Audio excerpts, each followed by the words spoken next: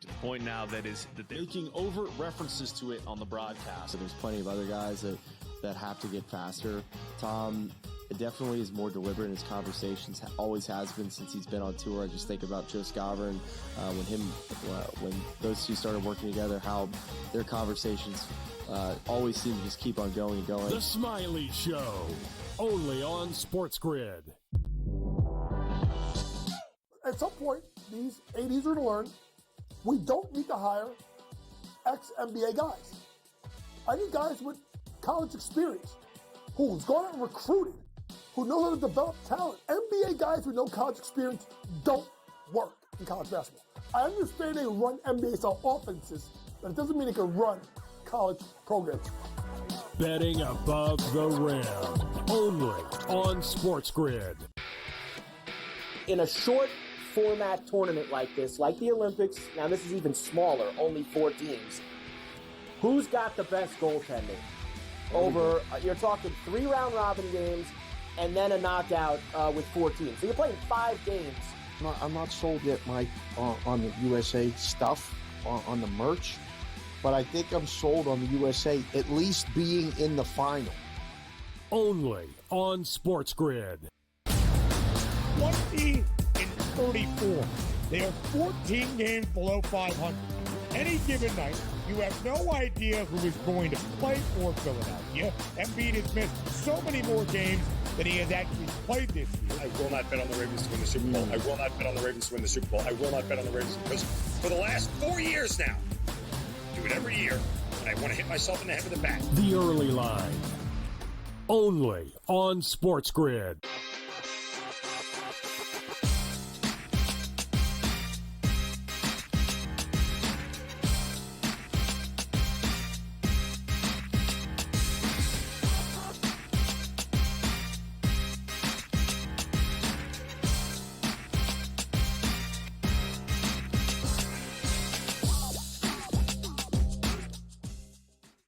And welcome in. A very happy Wednesday to you. It is a Game Time Decisions here on this 19th of February. I'm Joe Raineri. Appreciate you stopping by as we get ready for a little hump day action and a busy one at that in college basketball. 51 games on tap for our viewing and betting pleasure. And we've got one of those little something for everyone kind of nights. We've got major conference games, including all eyes going to be on how does Alabama bounce back after a loss to number 1 Auburn on their own home court. Well, it ain't going to be easy because they got to travel to Missouri to take on what many people believe could very well be the disruptor in the SEC tournament coming up in a few weeks. Alabama and Missouri is going to be one of your main focuses here tonight. But we do have, of course, the other side of that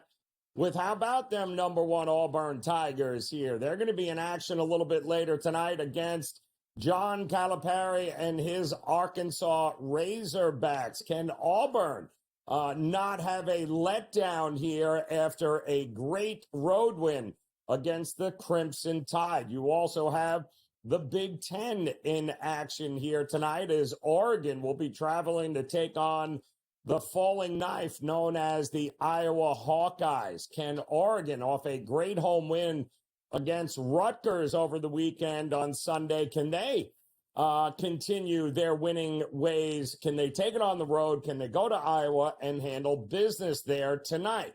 You also have, of course, the Big 12 in action, as well as the ACC. So we've got some games across the mid-major conferences, not to mention the big conferences, and it'll all culminate with a big West Coast battle tonight in the West Coast Conference when Gonzaga heads to Pullman to take on Washington State. Can the Zags, who aren't often looking up on the leaderboard, that's exactly what they are, as St. Mary's certainly has their number, but St. Mary's in action tonight against Portland. They're laying 24 or 25, but the Zags, well, they can ill afford to have any sort of letdown in this spot.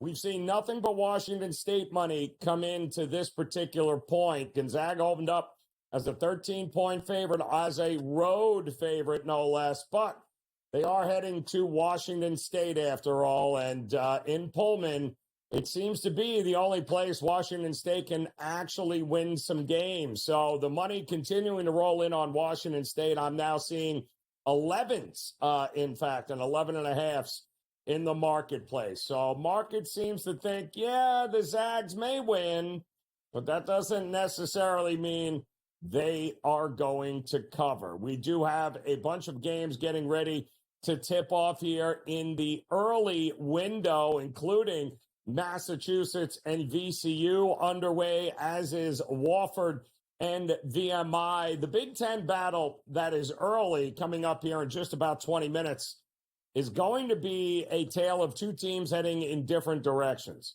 You've got Nebraska, the Cornhuskers, who started off 2 of 7 in Big Ten play. How's that treating you, Nebraska?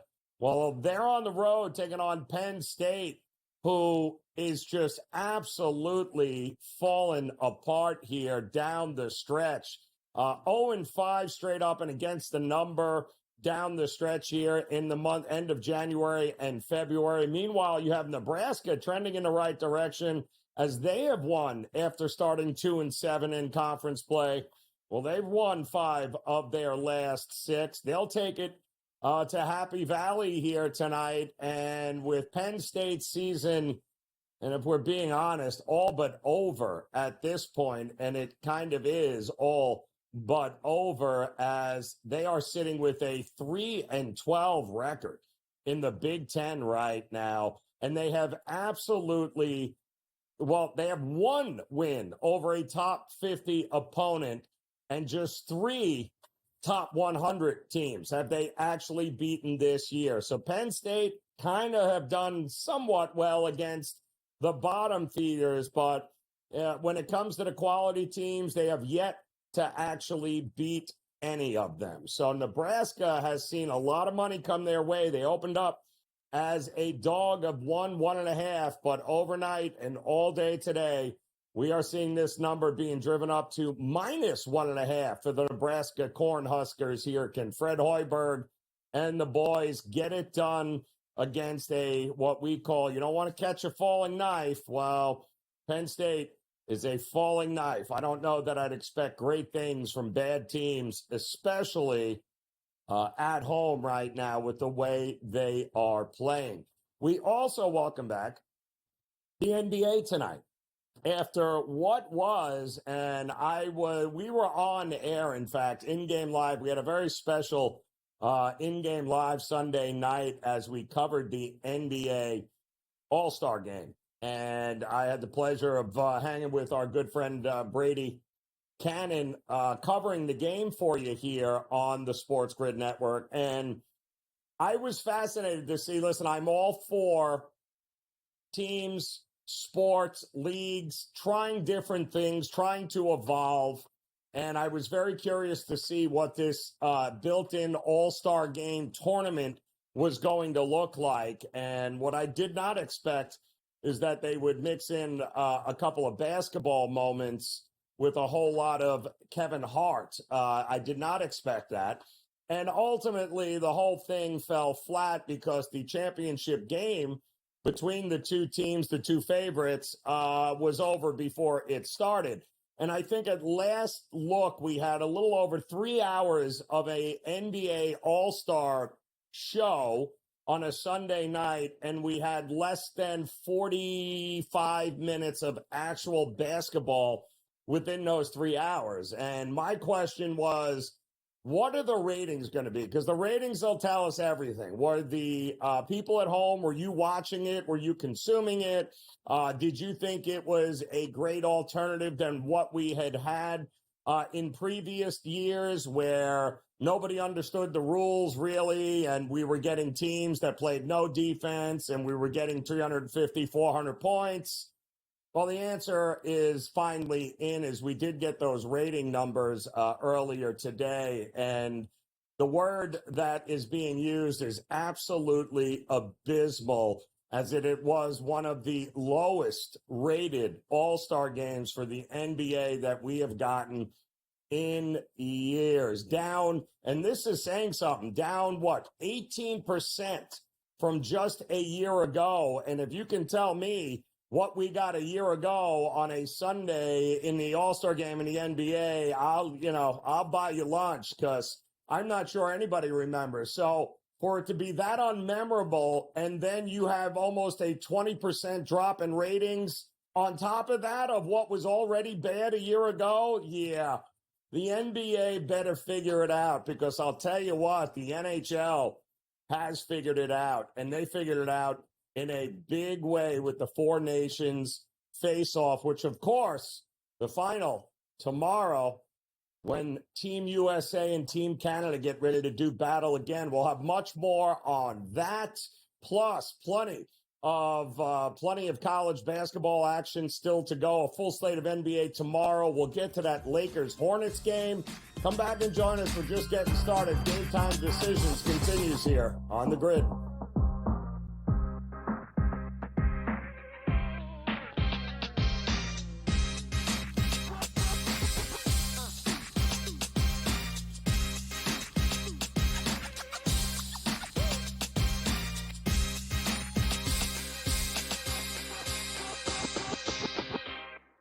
So my team didn't win this weekend, but I still did with this app that's taking over the game. Sports Millions Pick'em lets you make quick and easy predictions. Pick your favorite players, go higher or lower, and you can still win big even if your team loses. Plus, the multiplier is insane. With just a few picks, you can win big money.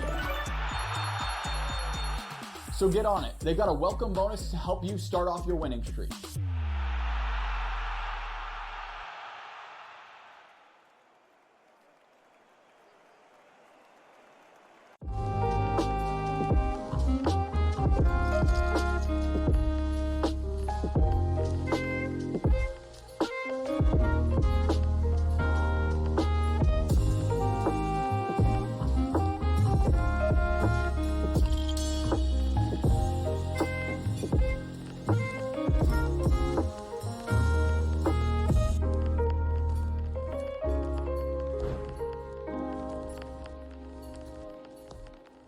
Anyone that's been to a sporting event, the atmosphere before a game, I think Game Time Decisions has that same exact atmosphere. This is our arena. This is what we do. There is going to be an energy to Game Time Decisions that you will feel night in and night out. The excitement you get when you lock your bets in, when you're figuring out what you want to do, we can zone in on the biggest games each night. I want this to be the place that people come to before the games start, so they feel as ready as possible to lock in their cards. We are going to hit every single one of those markets that you need to know about. We're going to go through every single thing, and I've got a great team behind me that's going to help me get the job done. There is not going to be a better place, I promise you, than Game Time Decisions to get that new information, react to it, and be able to then bet accordingly. We will have everything at our disposal, and we will use that to our advantage. I'm Kevin Walsh. Tune into Game Time Decisions from 6 to 8 p.m. Eastern on SportsGrid. The two guys that can do it all. Too much electricity this morning. This is a good time. We're having a lot of fun. I had to do a triple take. Ka-ching! Why? Because of parity. I didn't mean to offend. Yeah, it's not going to happen. Load management is a dirty word. Let him rip. You know what? Circumstances provide the results. What? How do you do this one? Oh, Donnie, you got such a good show there. A network that is booming. The Early Line, only on SportsGrid.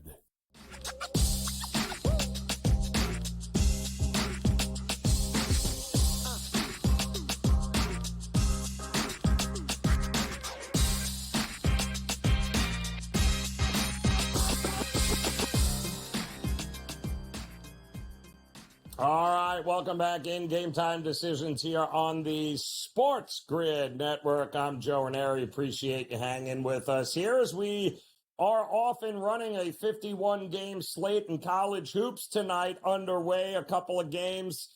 Next up will be that Big Ten battle between Nebraska and Penn State as Nebraska looks to solidify their season record and get that coveted invite not only to the Big Ten championship or tournament, but as well as a possibility of participating in March Madness. But They got to be able to beat teams like Penn State tonight, even on the road, if that's going to happen. We also have one NBA game back in action as they continue to lick their wounds with having the second least watched NBA All-Star game in the history of the event. That happened this past Sunday. So thank goodness regular season basketball is back. Lakers and the Hornets are getting ready to tip off a little bit later. And of course, all eyes will be on hopefully a rejuvenated LeBron James as well. He was a late scratch in that, whatever that thing was that they put together on Sunday.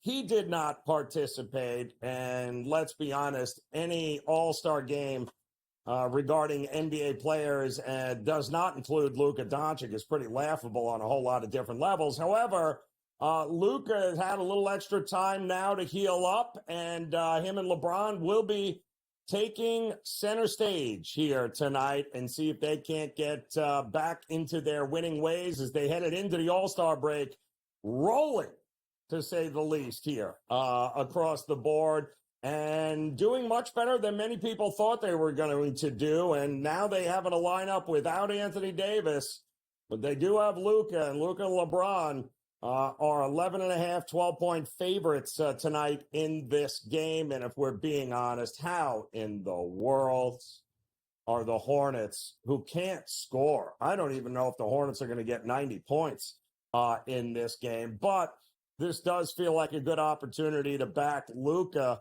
coming out of the break here. Maybe his three-pointers made, maybe LeBron's three-pointers made, maybe the Lakers team total. All of those sound like a good way in order to make some money. However, it's not just the NBA and college hoops. In addition to pitchers and catchers reporting to spring training facilities around the country, we do have one final NHL All-Star game that's got to take center stage tomorrow in the conclusion of the Four Nations face-off, which, if we're all being honest, was a hell of a lot more exciting than any sort of NHL All-Star game weekend or 3-on-3 or whatever else they think they were going to put together. The NHL nailed it. The NBA has to go back to the drawing board. But round two between Team USA and Team Canada stepping in to try to point us in the right direction here is our good friend George Kurtz. And George, I saw the ratings numbers come out just for the first game between Team Canada and Team USA, and they were off the charts for an ABC-covered NHL game in the middle of February. It was amazing. I think tomorrow night's is going to get even more eyeballs, and I think the NHL has nailed it. Now, having said that, Team USA won in Canada. Does Team Canada return a favor here at the Boston Garden when it's all said and done? Well, this is going to be a completely different type of game, right? Because let's face it, we even have controversy here. Quinn Hughes, who apparently he was on his way to Boston yesterday. Oh, no, he's not. He's practicing with the Vancouver Canucks. Well, maybe he'll come today.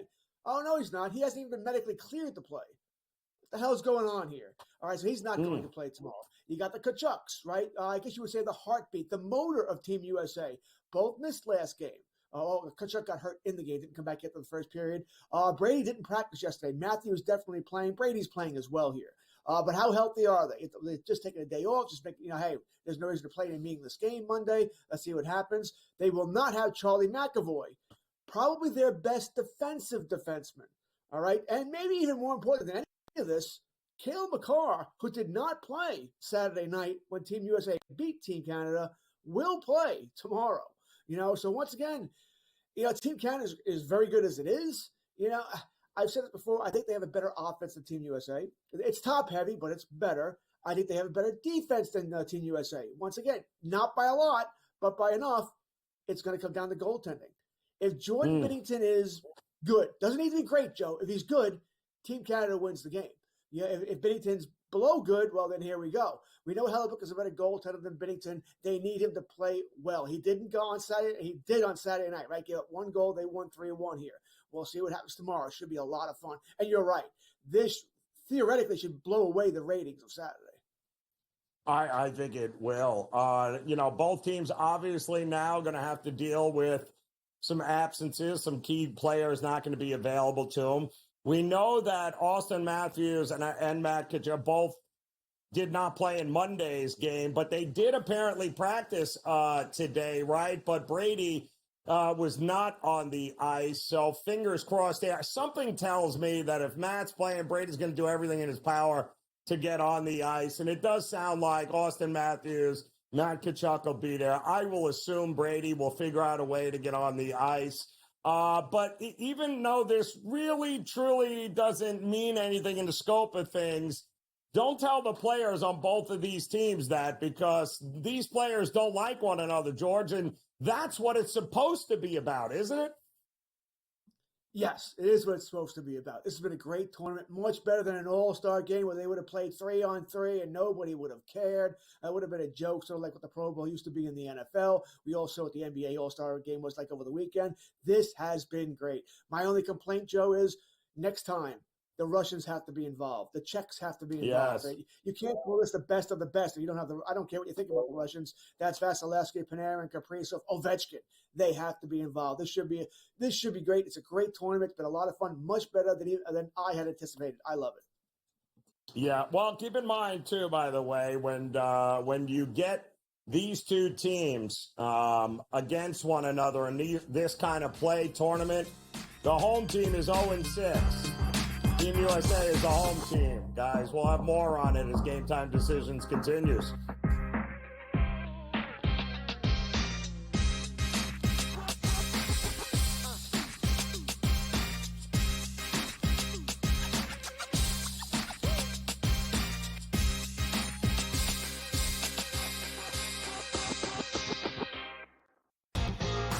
Slow play, drum beat grows louder and louder every week, to the point now that they're making overt references to it on the broadcast. So there's plenty of other guys that have to get faster. Tom definitely is more deliberate in his conversations, always has been since he's been on tour. I just think about Joe Raineri when those two started working together, how their conversations always seem to just keep on going and going. The Smiley Show, only on SportsGrid. At some point, these 80s are going to learn we don't need to hire ex-NBA guys. I need guys with college experience who's gone out and recruited, who know how to develop talent. NBA guys with no college experience don't work in college basketball. I understand they run NBA-style offenses, but it doesn't mean they can run college programs. Betting above the rim, only on SportsGrid. But if it ends up being 1 versus 2, which seems likely because the Cavs have a 5.5 game lead over Boston, the Celtics 3 games clear of the New York Knicks. They're not unstoppable, not running away with everything, but for them to blow a 5.5 game lead on the backstretch in the NBA, already being a quality team outside of disastrous injuries, I don't buy that at this time. The early line, only on SportsGrid. Patino himself, in a clip that we just played, said basically the stats are not backing up the team's wins. St. John's is offensive glass. That's where a lot of opportunities for St. John's came from. St. John's does not shoot the basketball well. It might even be fair to say they shoot it poorly. They were 3 of 16 from deep last night, but it doesn't seem to matter to them. Newswire, only on SportsGrid.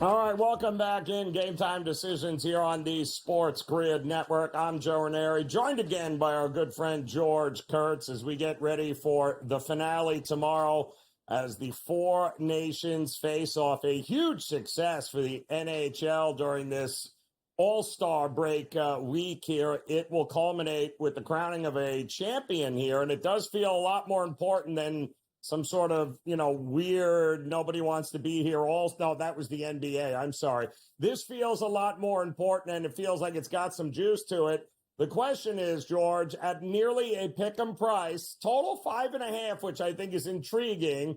How do we approach betting this tomorrow outside of Team USA, Team Canada? What's the best way to look at this tomorrow night?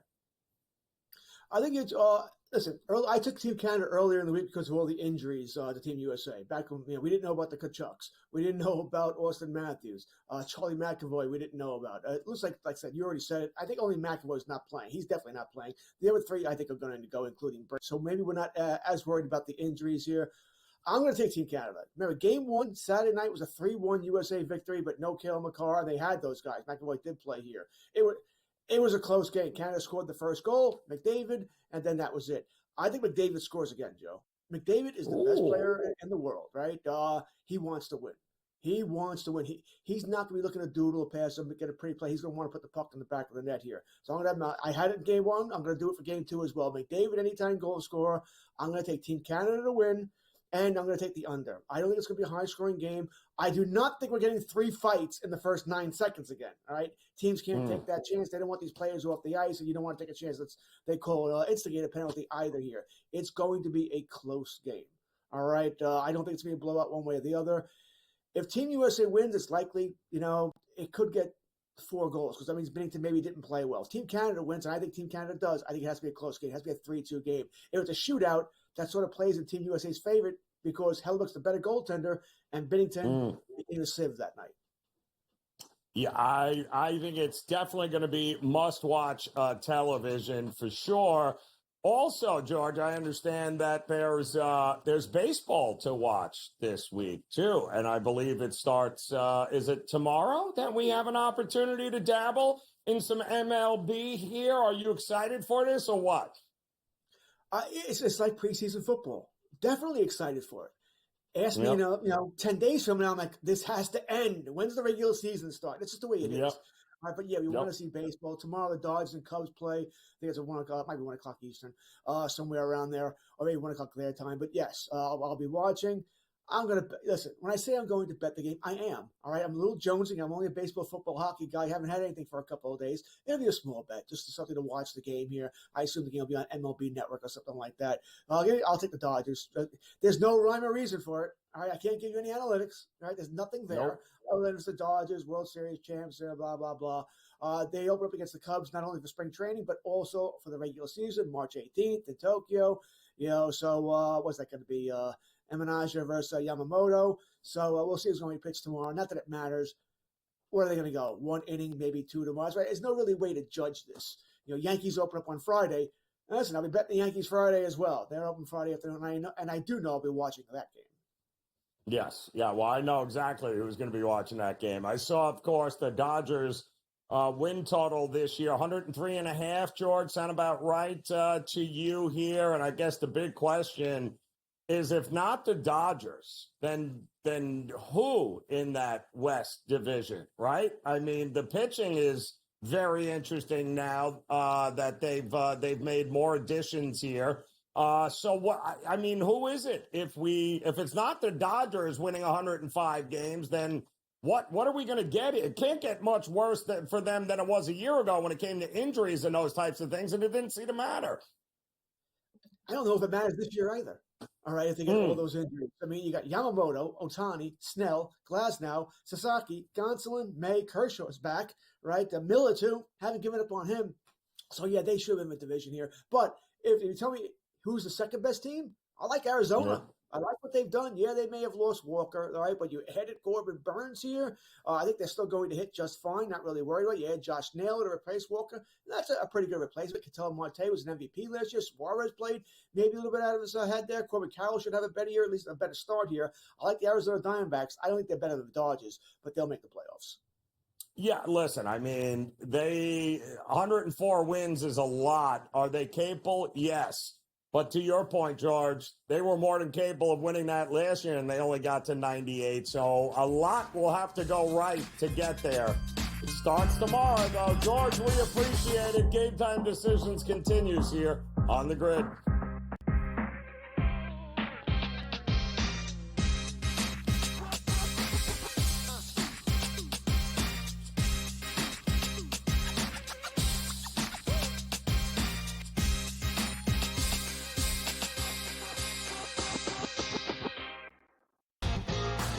slow play drumbeat grows louder and louder every week to the point now that they're making overt references to it on the broadcast. So there's plenty of other guys that have to get faster.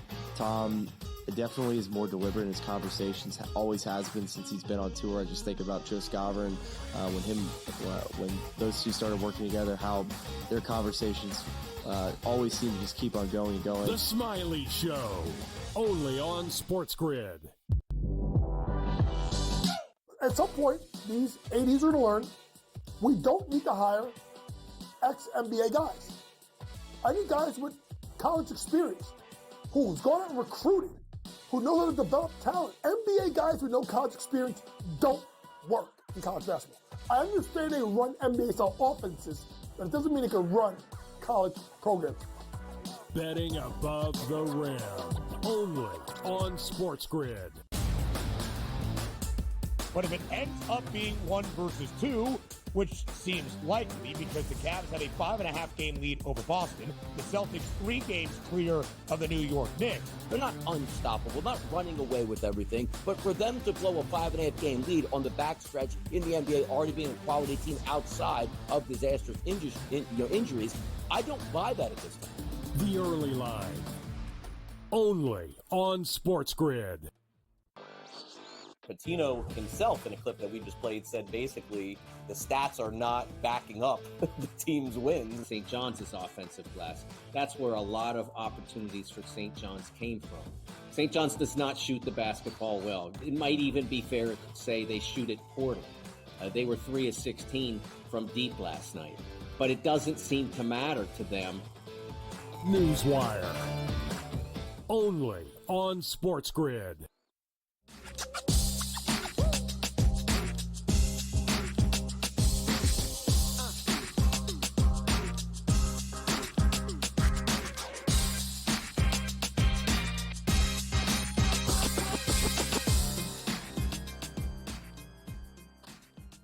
All right, welcome back in on this Wednesday now, the 19th of February, with Major League Baseball just around the corner. March Madness will be here soon enough. And, of course, the NBA back in action tonight after whatever that was over the weekend, All-Star break. I have no idea. NHL as well will be back soon enough. So we've got a little something for everybody coming up, and no better place to start than college hoops here tonight. And who better to break the games down with than our good friend KW, Kenny White, the Wizard, in the house. While we hoped Chris Thurston could be here, he had to do this thing called work. How dare him have not be able to make it here tonight for us, but that's okay. I've got a couple of his best bets that we'll talk about as well. But, Kenny, let's dive in with college hoops here. We only got about 4 games left here before the conference tournaments for most teams. And tonight we've got one getting ready to tip off here between Nebraska and Penn State. And, boy, do we have 2 teams going in different directions here. Nebraska didn't start out well in the Big Ten this year, but they seem to have righted the ship, while Penn State wishes the season was over. And quite honestly, if we're going to take Nebraska serious, you got to be able to win a game like this even on the road tonight, don't you, Kenny? Yeah, you do, Joe. And I apologize giving you one on Game Time. I'm going to give you one more at the end. I'm going to give you 4 college games since I got this Game Time. But I like Nebraska.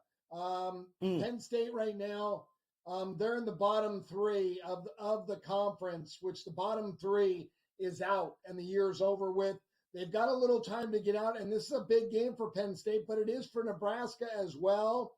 The top 9 teams get a bye in the conference tournament, and right now Nebraska is tied for 8th. A loss in this game pushes Nebraska into a play-in game. So I think this gets their attention enough that they come to play. I've got them 8 points better. I can't imagine who's going to Penn State games right now with a team who's 3-12 in the conference.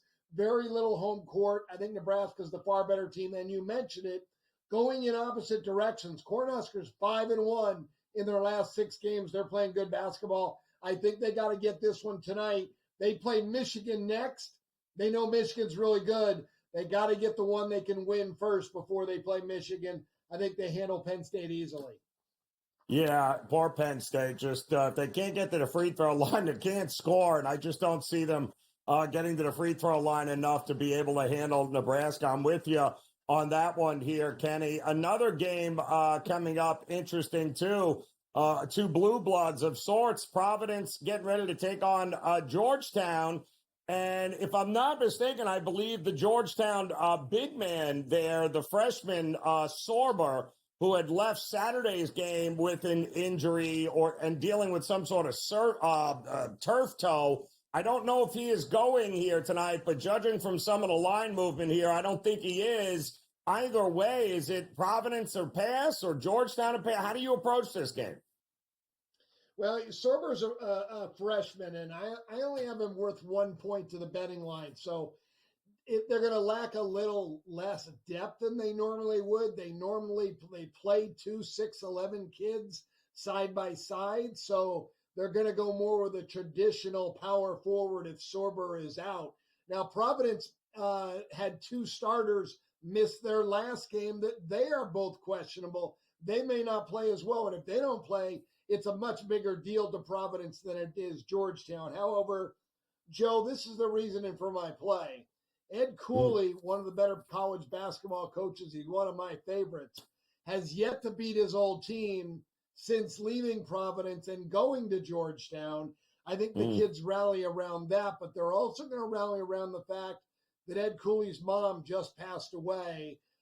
He said he's going to coach this game because it's very important to him, and then he'll head back to where his mom is from and head to the funeral. So Georgetown's got a lot going on there. I really believe that they're going to play for the coach in this spot. Being at home, some really focused kids.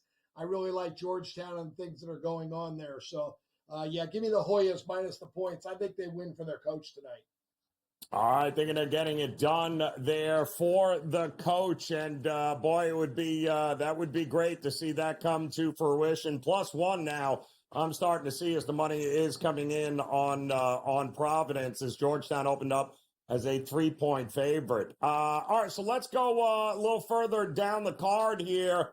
How about Murray State? They figured out how to turn the power back on after getting that game canceled on Sunday against Northern Iowa. They played it on Monday. Didn't really matter. They probably should have kept the lights off because Northern Iowa handled business against Murray State. But they got an opportunity to take down Southern Illinois here tonight. 1.5, Murray State as the favorite. What are you thinking about this one? Well, Joe, they're not playing at Murray State tonight, and that's why I like this game. Shocker. They're playing at Southern Illinois. They are the home team. They're playing at Southern Illinois' home court tonight, and I have these teams rated very equally with 4 points for Southern Illinois' home court. I think they should be a 4-point favorite in the basketball game. There's also revenge. They've already played in this spot, and Murray State did win the previous battle 74-64. And again, I think they're very evenly matched. Murray State had a good game that night. These two teams are both 7-9 in the conference. They are tied for 8th place.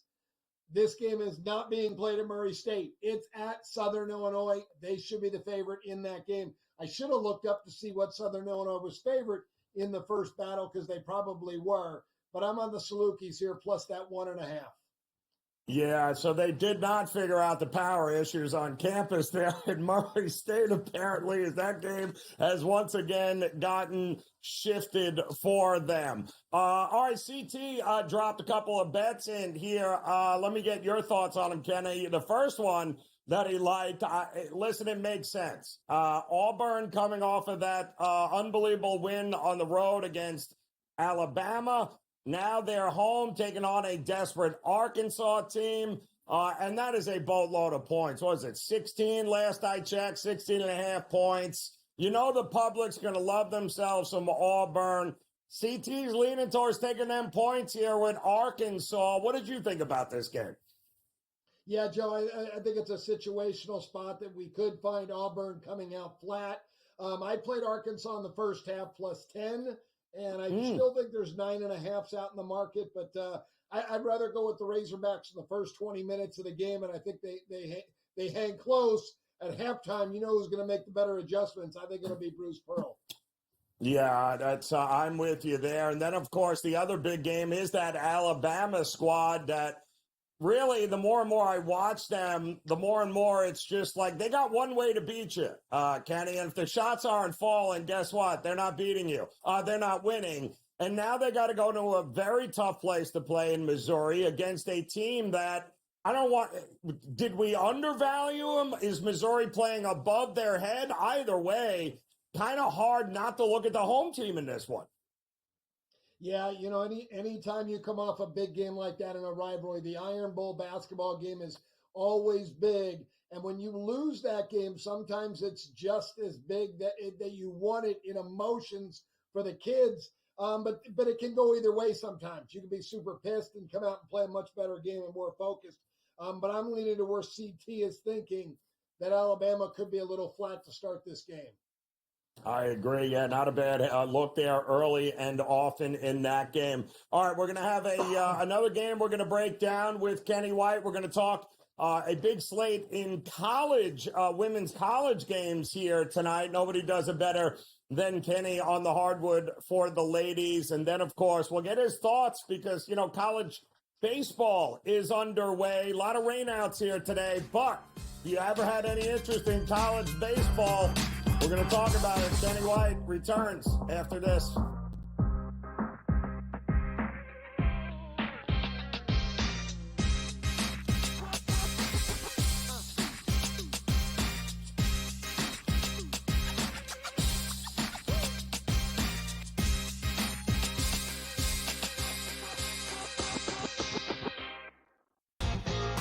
Slow play drum beat grows louder and louder every week to the point now that they're making overt references to it on the broadcast. So there's plenty of other guys that have to get faster.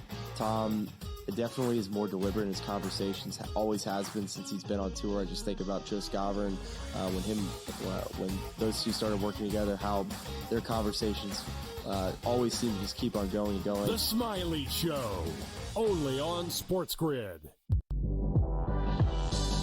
At some point, these ADs are going to learn we don't need to hire ex-NBA guys. I need guys with college experience who's gone out and recruited, who know how to develop talent. NBA guys with no college experience don't work in college basketball. I understand they run NBA-style offenses, but it doesn't mean they can run college programs. Betting above the rim, only on SportsGrid. But if it ends up being 1 versus 2, which seems likely because the Cavs have a 5.5 game lead over Boston, the Celtics 3 games clear of the New York Knicks. They're not unstoppable, not running away with everything, but for them to blow a 5.5 game lead on the backstretch in the NBA, already being a quality team outside of disastrous injuries, I don't buy that at this time. The early line, only on SportsGrid. Patino himself, in a clip that we just played, said basically the stats are not backing up the team's wins. St. John's is offensive glass. That's where a lot of opportunities for St. John's came from. St. John's does not shoot the basketball well. It might even be fair to say they shoot it poorly. They were 3 of 16 from deep last night, but it doesn't seem to matter to them. Newswire, only on SportsGrid.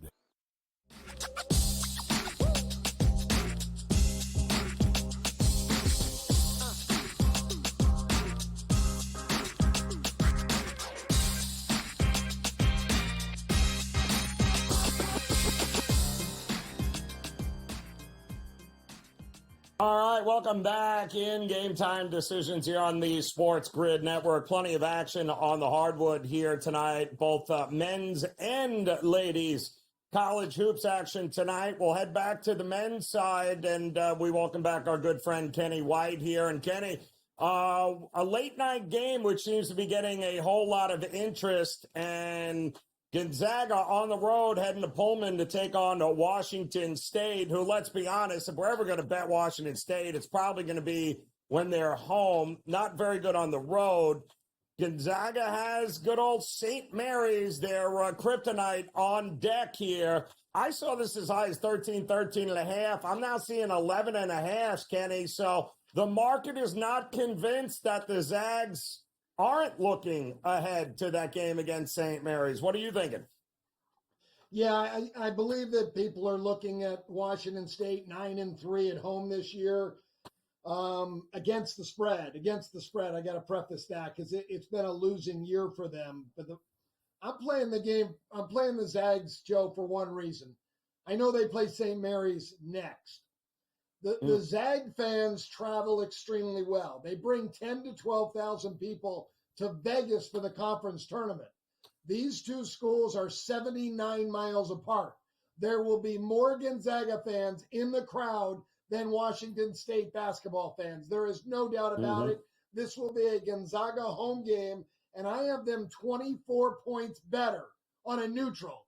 And you're going to tell me it's a Gonzaga home game. That's what I'm telling you it is. It's a Zag home game tonight. So I already laid 13. I'll lay 11 and a half. I'll take the shot, lay more, and if I got to play in game, I'll play in game. But Gonzaga, the far better basketball team. They did win by 13 the first time they played at home. I think this will be a game that the Zags win by 20. Yeah, I mean, listen, it's for the first time in a long time, Kenny, I'm with you. The Zags, obviously an at-large bid, not a guarantee anymore. The West Coast Conference is not in the bag. So all of a sudden, the Zags, they need style points. They need to win. And they've been doing it in a big, big way over the last month of the season here. So I'm with you here. If the Zags put it together, they will run over Washington State here tonight in this game here. And it's so funny because nothing seems to be guaranteed for the Zags anymore right now. But welcome to the new era of college hoops. And by the way, I wanted to mention last time you were on, you took my Oklahoma State Cowboys, and boy, they got absolutely destroyed at home against Texas Tech. Maybe not necessarily a shock as I had to watch that and throw up at the same time. But I do think Oklahoma State, Kenny, has a game and a team tonight they might actually be able to beat in Stillwater at Gallagher-Iba, and that being the reeling UCF Knights here. It was a pick 'em earlier today. I think we're up to 1.5. Might tonight be a good time to look at my Oklahoma State Cowboys here? Yeah, Joe, I'm right on the number in that game. It should be a fun game to watch, though. Two teams that really can push the pace. It's going to be up and down. And that Central Florida team can really score. They just have problems stopping opponents. I think Oklahoma State will put up plenty here. I think both teams get into the 80s, and the total right around 160. I think it goes over the total. Like that, up and over in Stillwater here tonight. All right, on the women's side, Ken, loaded slate here tonight. One game coming up you had mentioned earlier, BYU, I believe in Arizona, getting ready to go on the women's side here. One of the lower, I guess, spreads of the night, 7.5. I guess that's saying something. We get some monster numbers on this side of the board here, but BYU, worth taking the 7.5 in this one? Yeah, I'm on BYU. I took the points with them. They do have home revenge from this year. They lost an earlier contest, 57-53, a close one. These two teams are pretty similar in talent, so I do like it that I'm getting 7.5 in this contest. I don't have a lot of notes written down about these college games, but it's been a very, very good sport for me. Very glad that I handicapped it. I'm about 60% on the sides this year. I also took Houston, Joe, plus 25.5. They're playing at Iowa State.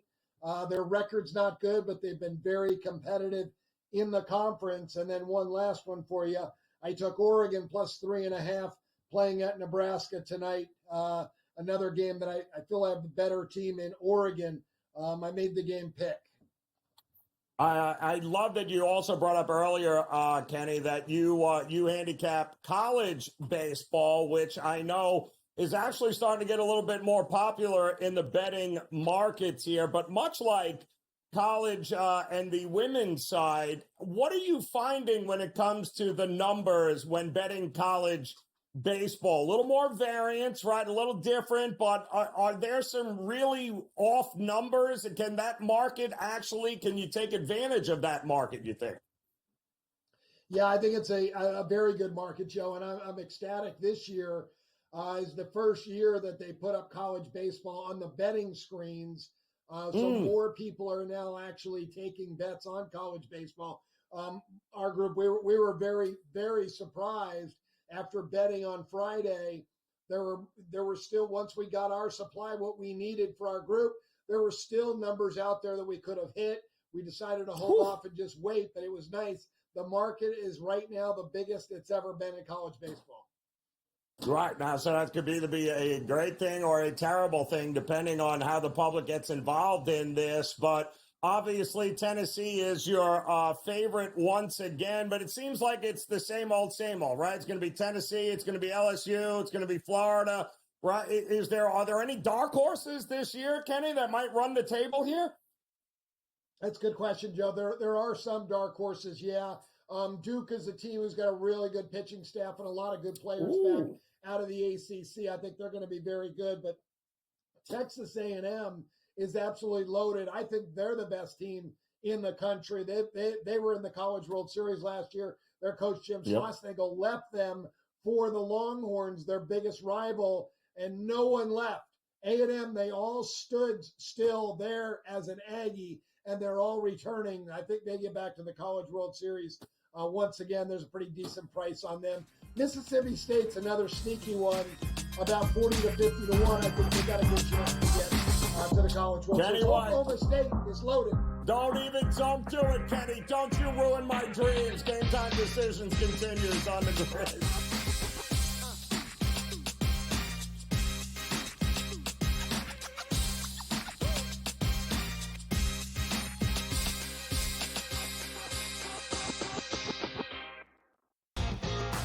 Slow play drumbeat grows louder and louder every week, to the point now that they're making overt references to it on the broadcast. So there's plenty of other guys that have to get faster.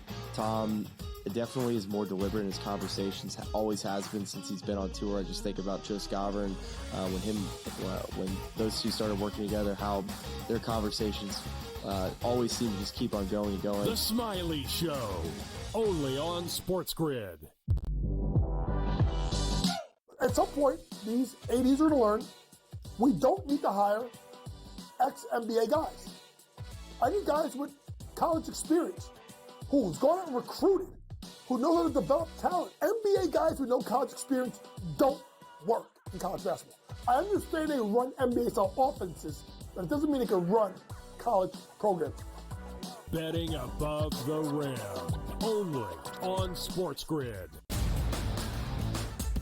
But if it ends up being 1 versus 2, which seems likely because the Cavs had a 5.5 game lead over Boston, the Celtics 3 games clear of the New York Knicks. They're not unstoppable, not running away with everything, but for them to blow a 5.5 game lead on the backstretch in the NBA, already being a quality team outside of disastrous injuries, I don't buy that at this time. The early line, only on SportsGrid. Patino himself, in a clip that we just played, said basically the stats are not backing up the team's wins. St. John's is offensive glass. That's where a lot of opportunities for St. John's came from. St. John's does not shoot the basketball well. It might even be fair to say they shoot it poorly. They were 3 of 16 from deep last night, but it doesn't seem to matter to them. Newswire, only on SportsGrid.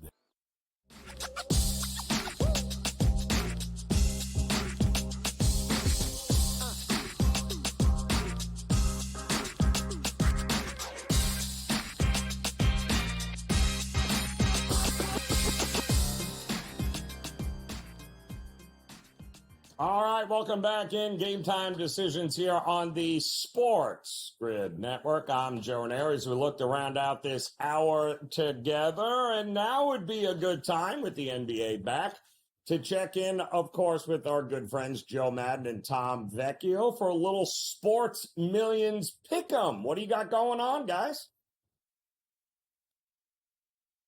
Happy Wednesday, everyone. It's time to jump into our Sports Millions pick'ems. Now, Tom, we had a great day yesterday. Both of us being able to hit on our players that we were looking at. You had a lower, I had a higher, both of them coming in nicely. And you've been on fire this week. You've been able to get both of yours. Where are you going to go today? Because we're turning to the NBA. The NBA finally back, the Lakers versus the Hornets. Yeah, NBA is back in action for the second half of the season. Only one game tonight with full NBA moving forward after this. Like you said, Hornets versus the Lakers tonight. Let's go to LaMelo Ball. Lower than 3.5 made 3-pointers.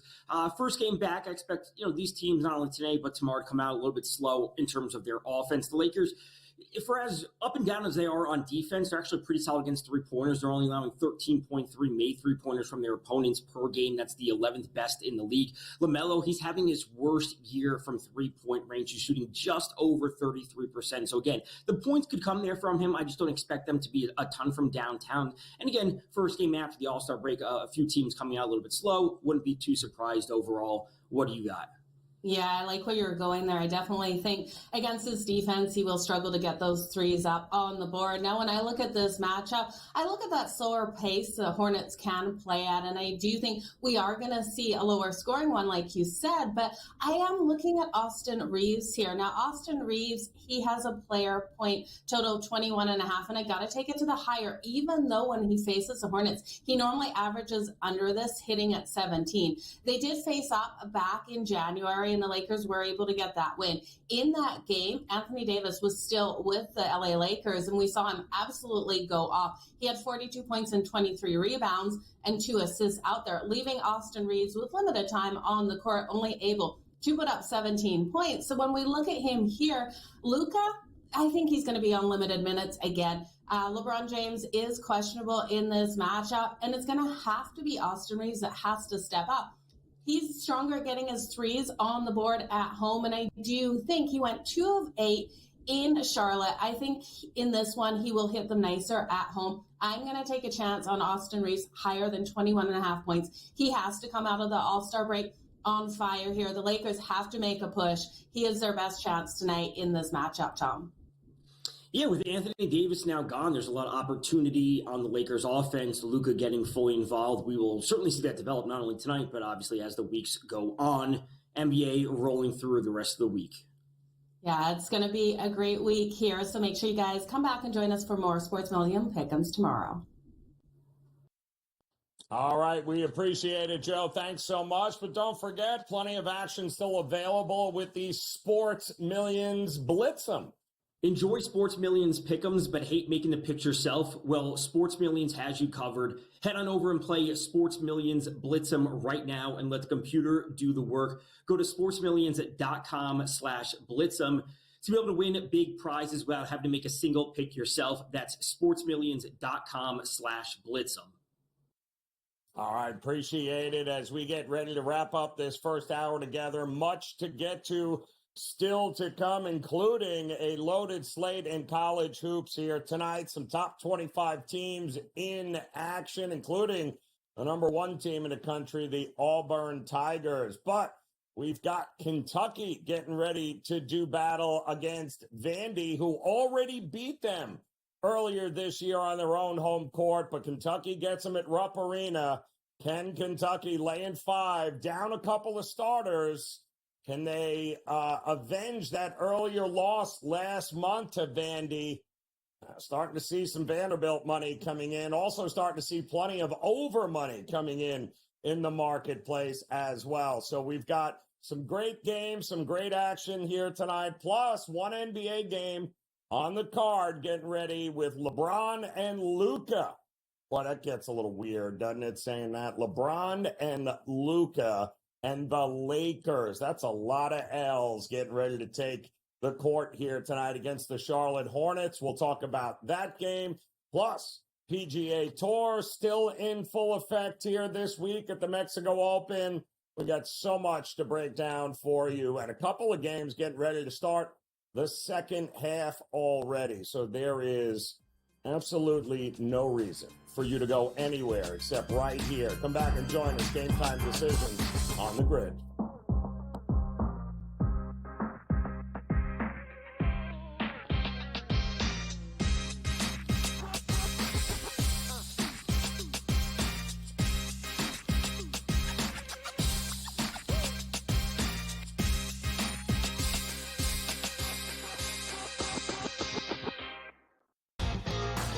slow play drum beat grows louder and louder every week to the point now that they're making overt references to it on the broadcast. So there's plenty of other guys that have to get faster. Tom definitely is more deliberate in his conversations, always has been since he's been on tour. I just think about Joe Raineri when those two started working together, how their conversations always seem to just keep on going and going. The Smiley Show, only on SportsGrid. At some point, these 80s are going to learn we don't need to hire ex-NBA guys. I need guys with college experience who's gone out and recruited, who know how to develop talent. NBA guys with no college experience don't work in college basketball. I understand they run NBA style offenses, but it doesn't mean they can run college programs. Betting above the rim, only on SportsGrid.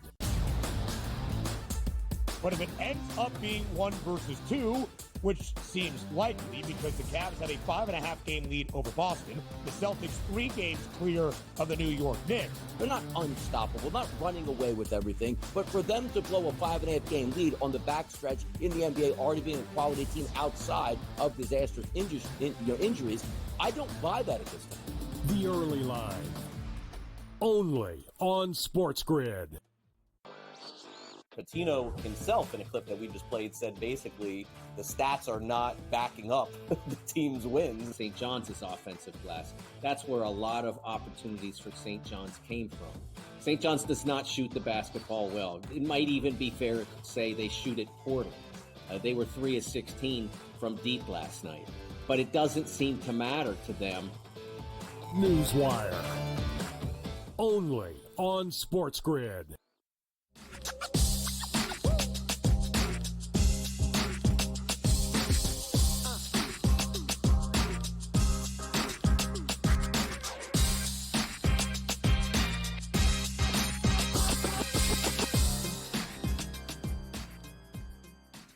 All right, welcome in, off and running another hour together here on Game Time Decisions on the SportsGrid Network. I'm Joe Raineri, and certainly appreciate you taking the time to hang with us here on this Wednesday, now the 19th of February. As where is 2025 going? We are flying through, and before we know it, March Madness will be upon us. We've got Major League Baseball spring training games already getting ready to start. Tomorrow we'll finally get to see the Dodgers and the Cubs go at it here. That signals a whole different time of year. But we got to get through a whole lot of action on the hardwood here tonight in college hoops first, as the first wave of games off and running. And who better to talk college basketball with than our main man, Colby Dant, in the house, and he no doubt has some obscure plays from schools that you've never heard of that he's going to share with you in just a minute here. But Colby, welcome in. I want to get your thoughts quick here as they're just tipping off Kentucky and Vandy. Kentucky at home, still dealing with some injuries. Vandy already beat them. Vandy beat them at home there. Now they go to Rupp on the road. It's still seeing 5 here. Has Kentucky turned a corner where we can trust them to not only win this game but cover it against this pesky Vandy team?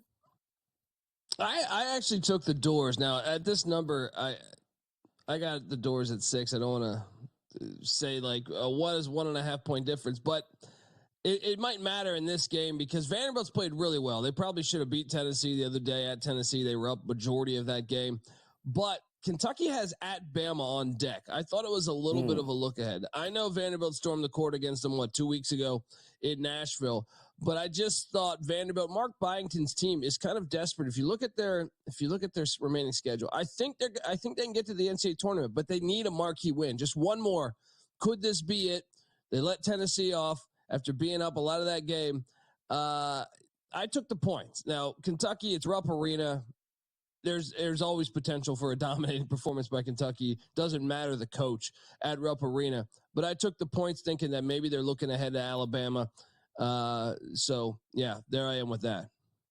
Yeah, they're just underway here. I do think that's going to be an interesting game, to say the least. We also have a couple other games. I believe Providence just tipping off against against Georgetown here. And Georgetown's, I believe, the freshman big man not in here tonight. There were some question marks about Providence's guys and the health there. I know he's dealing, of course, Ed Cooley dealing with the loss of his mom right now. So it would be kind of hard not to bet Providence in this spot. But I think they went off as a slight dog, maybe +1 against Georgetown.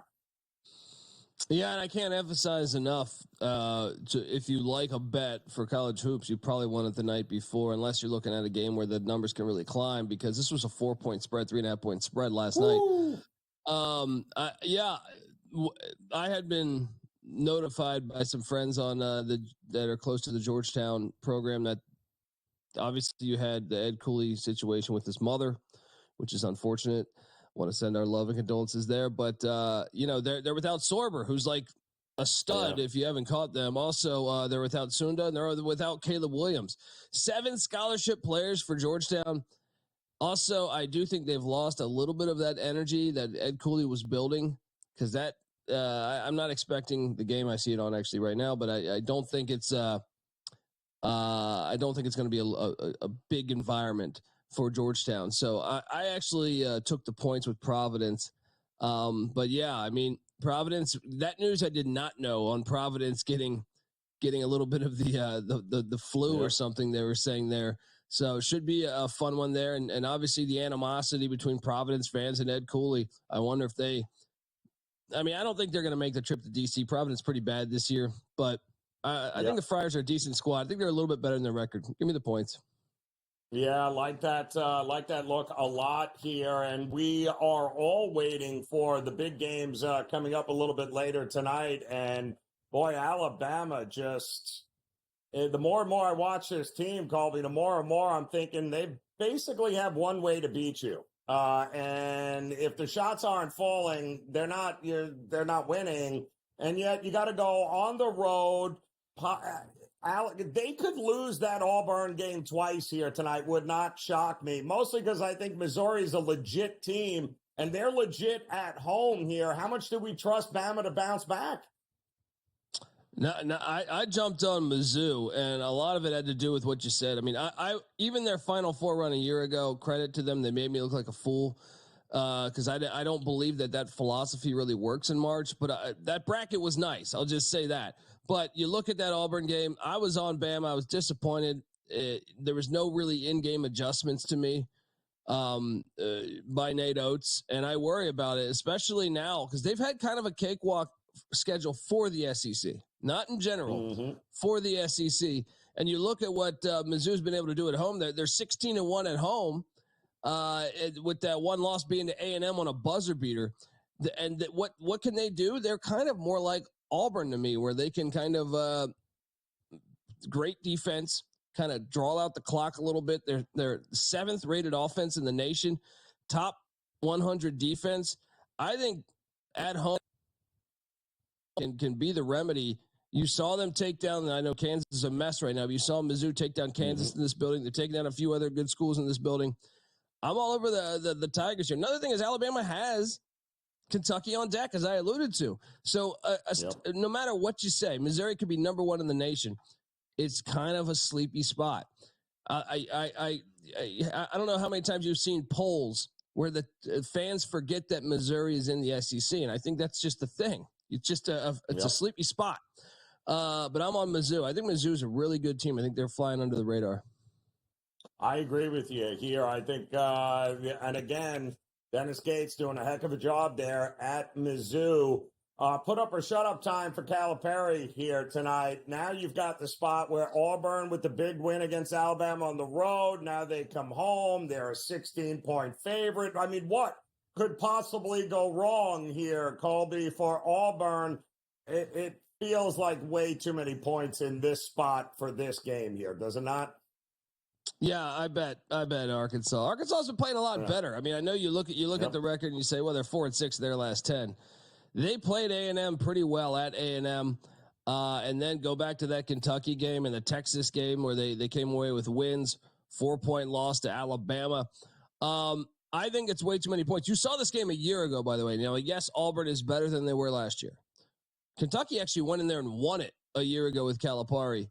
I just think coming off the Iron Bowl win, they're just due for just a little bit of a hangover here. And the way that Arkansas has been able to play, I think they have turned the corner, despite what the record says of late. I think they are a much better team right now than they were in early January. I'm taking the points. Some of the veteran leadership could be key here with John L. Davis and company. I think they lose by 8 or 9, something like that. Yeah, I'm with you. I think they can stay within this number here tonight. A couple of games off the beaten path, one in which I don't believe there is a scenario in which Northern Iowa should be getting points. Yet they are here, Colby, tonight against Belmont. Not to mention my Oklahoma State Cowboys might actually have a game against a team I think they can beat in Stillwater, but we will get more of what Colby may think here as we get his best bets lined up and ready for you. Don't go anywhere, Colby. We'll run through the rest of the card when we get back as Game Time Decisions continues on the grid.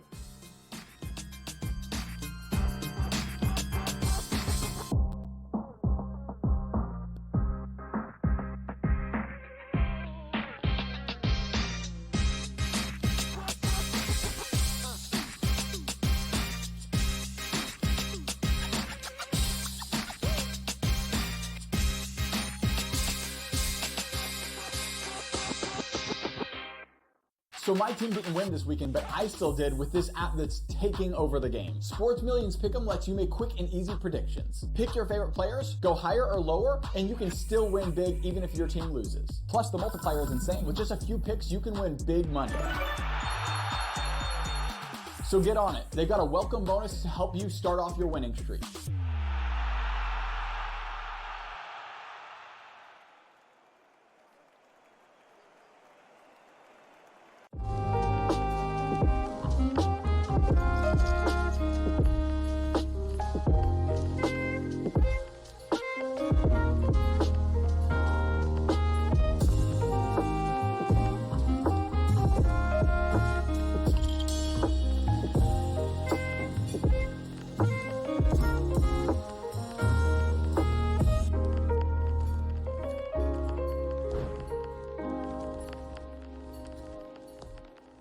Anyone that's been to a sporting event, the atmosphere before a game, I think Game Time Decisions has that same exact atmosphere. This is our arena.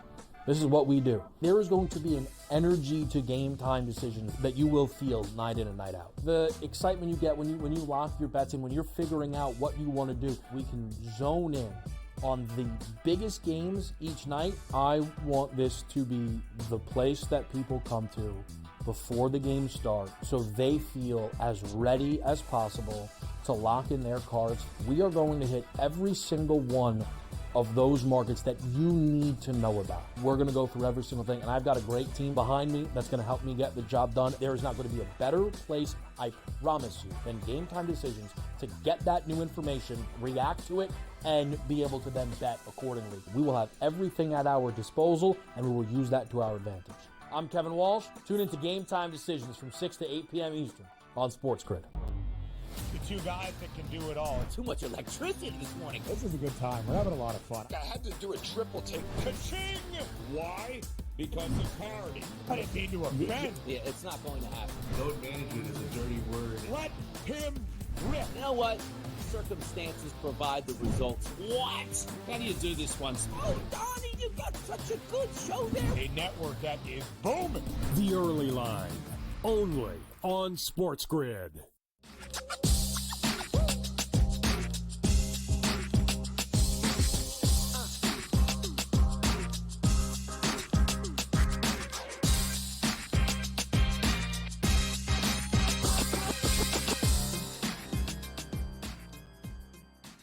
All right, welcome back in Game Time Decisions here on the Sports Grid Network. I'm Joe Raineri, joined by Colby Dant here as we're running through a loaded slate in college hoops here tonight. Did want to mention, I am not sure right now, Nebraska, Penn State underway here, but I am not sure that Penn State sustaining a 63% field goal percentage is humanly possible moving forward here. At some point, there is going to be a little regression to the mean.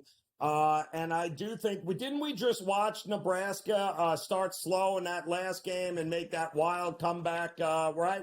Am I right on that? Am I remembering that correct? Yeah, you are remembering correct because I was on Northwestern and I'm still upset about that one. Blowing a 24-point lead. Yes. They were up the second straight game now that the Huskers find themselves down 20 early. But yes, they were able to come back and win it in the second half. All right.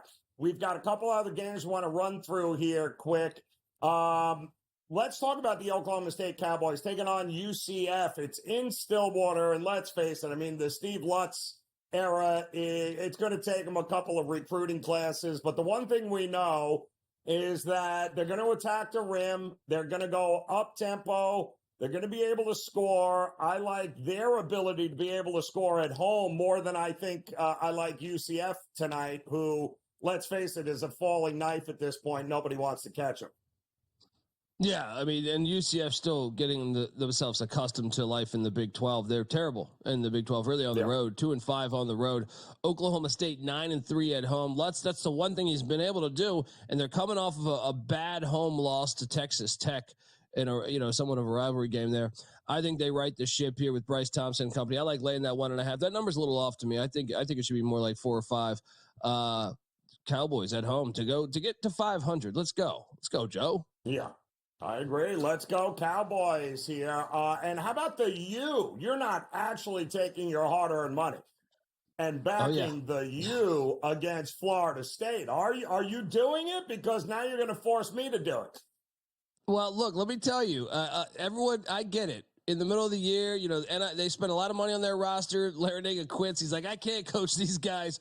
But they've kind of been a darling ATS lately. And let's be honest, they have a talented roster. They haven't been winning these games, but they covered against Pitt. They beat Syracuse. They went out to Cal. Should have won that game. I had them on the money line that game, lost in overtime. But they've been covering a lot of these games. I think Florida State, you got half the roster suing the head coach that's already been fired. So it's a rivalry game here. Miami, I actually think is the more talented roster on paper. You're getting 8.5. I'm not even sure what the fan turnout will be there because they haven't really bought into basketball all year. So why not take the points? You're getting the more talented team in a rivalry game. Florida State won the first matchup, and Miami has kind of came around with this interim head coach. Now, when I say came around, they're not a good basketball team, but they have guys. They have a few guys that I think are really good basketball players. Give me the points. I wouldn't even be surprised they won it outright. Yeah, I'm with you. It would not shock me at all in that spot there. I do think they haven't quit. And they're all like 30 anyway. So, what else do they have to look forward to at this point? So, I'm with you. Take the University of Miami plus the 8.5. How about the Jackrabbits tonight? This is always a good one, right? North Dakota State, South Dakota State usually means we're going to get 1,000,000 points. 6.5, I think, is what we saw with South Dakota State. What are you thinking? Oh, I love South Dakota State here. North Dakota State, I know that they're both, this is a rivalry game, big time game within those two states, the Dakota Marker rivalry, I think they call it. But the Jackrabbits are a legit team that I think could get to March. I know St. Thomas is in the mix there, same with South Dakota and a few other schools there. UMKC is not bad, and Omaha as well. But South Dakota State is legit, and he's proven it year and year. They're 12-0 at home. 12-0 at home this year. They've won 2 straight by double digits against North Dakota State. And really, this North Dakota State team, to me, one of the things they lack is athleticism. Now, you could say that for the whole Summit League, believe it or not. But I do believe South Dakota State has proven this thing year in, year out, that they are the team to beat in this conference. I like laying that 6.5. Surprised the number went down overnight. North Dakota State also coming off an overtime win against Denver, who's not very good in the Pioneer League. So, give me the Jackrabbits here to take care of business at home. Let them get it done here tonight. Looking forward to that. Should be a fun matchup across the board. And then, of course, late night here, Boise State at home taking on New Mexico. Now, New Mexico, we want to back Colby when they're playing at the Pit, right? We don't necessarily want New Mexico on the road, do we? No, especially in this spot too. You came off of taking on the top seed in the conference, so now you are the top seed in the conference. Boise just got embarrassed at San Diego State. Boise, I was at Mountain West Media Days there in Vegas. They were the projected team to win the Mountain West this year. Brought back a ton of experience with Deeganhart, Omar Stanley, and to me, coming off that embarrassing loss, I know they've underachieved greatly this year, but they're still 11-1 at home. You get a chance to get the top dog in the Mountain West at home and get back at that terrible loss they had there in San Diego. So I think down the stretch, Boise will start playing a lot better with that experience, them being the most experienced team in the conference. I'm laying the 4. I know it's jumped up some. It's 4.5 I'm seeing now. I still think you lay it. I love this play. Listen, there is no way I'm laying 24.5 points with St. Mary's, who has Gonzaga on deck. Am I out of my mind here? No, I couldn't do it either. I will say, like, their defense just sometimes it's like a boa constrictor. It just some of these lower teams in the WCC just can't score against them. But I can't do it, especially with Gonzaga on deck. Great point, look ahead spot. I took the points, but Portland's been all over the place this year. Yes, yeah. And they're usually awful, but that's a ton of points to lay there. Colby Dant, always a pleasure, brother. Appreciate you taking the time to stop by and hang out with us here. Plenty of great college basketball still to come here tonight. I'm looking forward to all of it. And a shout out to those Notre Dame fans watching. We've got an update when Game Time Decisions continues.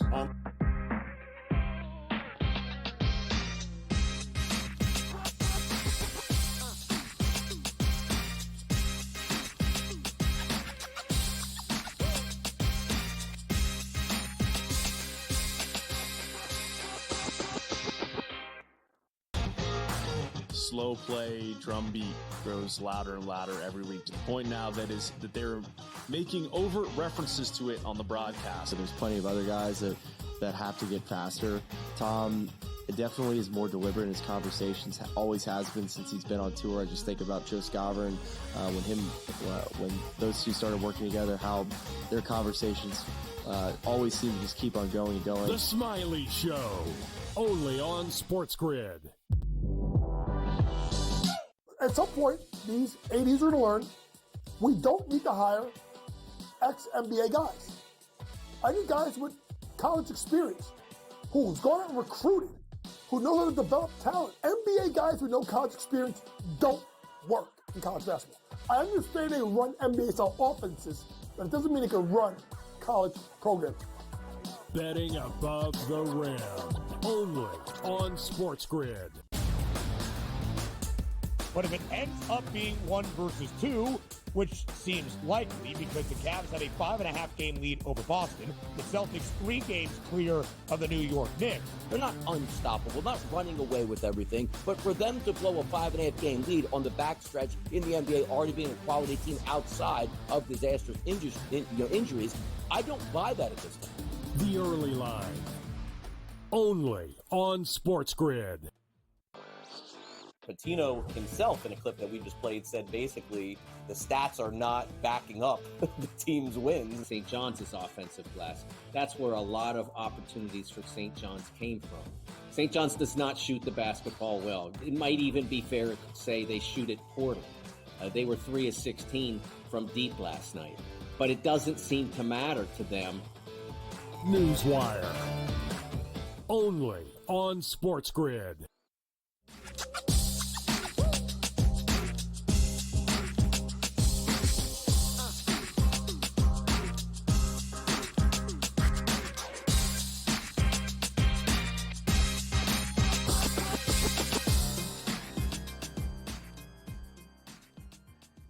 All right, welcome back in. Game Time Decisions here on the SportsGrid Network. I'm Joe Raineri. Appreciate you stopping by as we are off and running in college hoops tonight with some pretty big games on the board. We had mentioned in the Big Ten, Penn State all but done for the season here with a 5-game losing streak. And they welcomed in red-hot Nebraska. Nebraska scored 27 points. I guess that's good. The problem is Penn State just shot 67% from the field in the first half. They are up 50-27 over Nebraska. Wow. Unbelievable turn of events there. But Nebraska was down 20-plus against Northwestern over the weekend and bounced back in the second half and got it done. Might they have another comeback in them here tonight? We didn't mention also North Carolina State in a battle, and it's not much of a battle as North Carolina in Chapel Hill right now, boat racing NC State 23-10.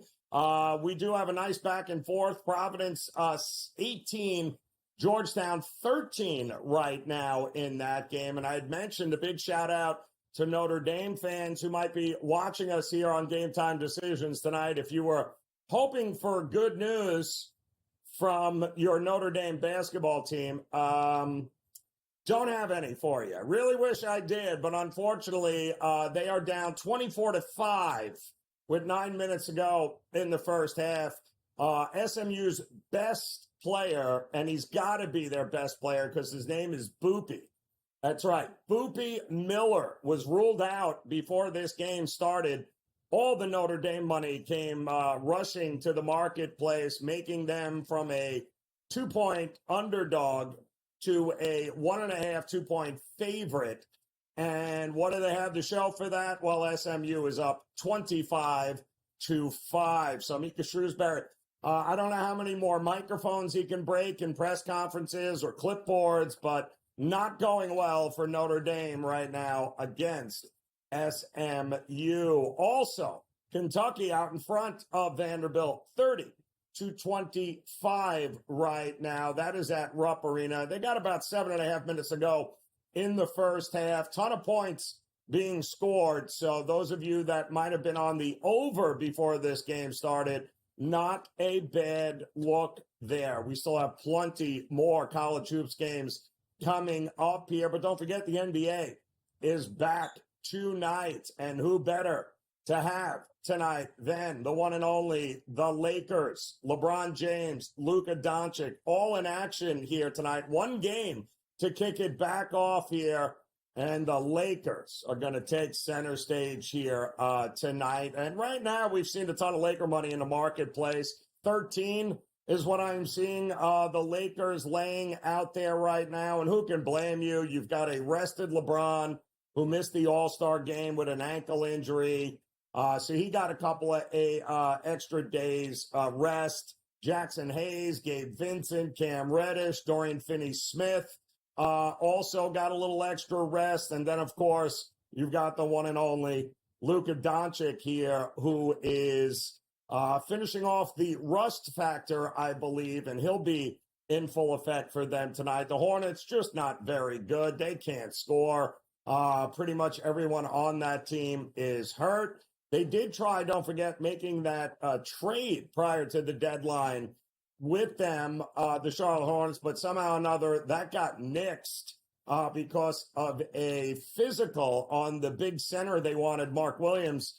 So all of that was for naught. However, they will have an opportunity to show Charlotte that they want. Well, it doesn't really matter if the center came over or not, because we're still going to blow the doors off of you. And I would anticipate the Lakers in front of the home crowd are going to do very much that. But how many people are actually giving the Lakers any credit or a shot at actually winning it all? And the answer is you'd be surprised. There's a lot of folks thinking the Lakers now, even with this new look, even not being able to get a big man, that the Lakers are very much in the conversation for not only winning the Western Conference, but maybe them making another trip and one final push here for LeBron James with the way this team is currently put together. And who can say? I mean, they're 32-20. They've covered 28 times here. They're 19-6 at home. Why not the Lakers? We'll talk more about it as Game Time Decisions continues on the Grid.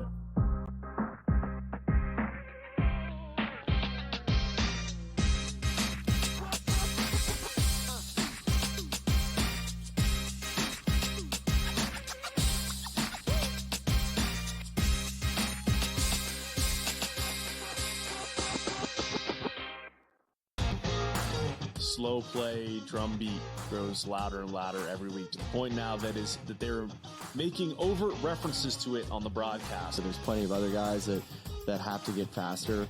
Tom definitely is more deliberate in his conversations, always has been since he's been on tour. I just think about Joe Raineri, when those two started working together, how their conversations always seem to just keep on going and going. The Smiley Show, only on SportsGrid. At some point, these 80s are going to learn we don't need to hire ex-NBA guys.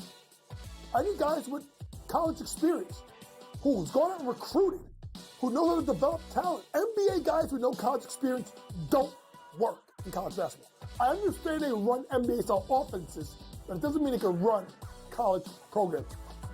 Betting above the rim, only on SportsGrid. But if it ends up being 1 versus 2, which seems likely because the Cavs have a 5.5-game lead over Boston, the Celtics 3 games clear of the New York Knicks. They're not unstoppable, not running away with everything, but for them to blow a 5.5-game lead on the backstretch in the NBA, already being a quality team outside of disastrous injuries, I don't buy that at this time. The early line, only on SportsGrid. Patino himself, in a clip that we just played, said basically the stats are not backing up the team's wins. St. John's offensive glass. That's where a lot of opportunities for St. John's came from. St. John's does not shoot the basketball well. It might even be fair to say they shoot it poorly. They were 3 of 16 from deep last night, but it doesn't seem to matter to them. Newswire, only on SportsGrid.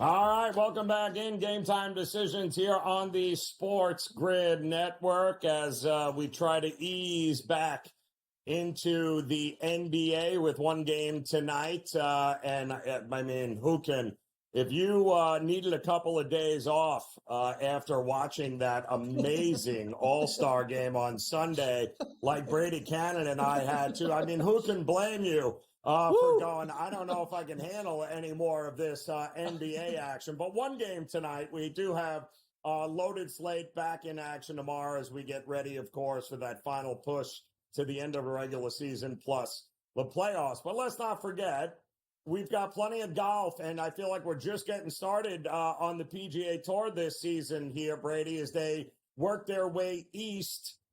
From that West Coast to swing now. Florida will be next, but making a stop in Mexico here for the Mexico Open.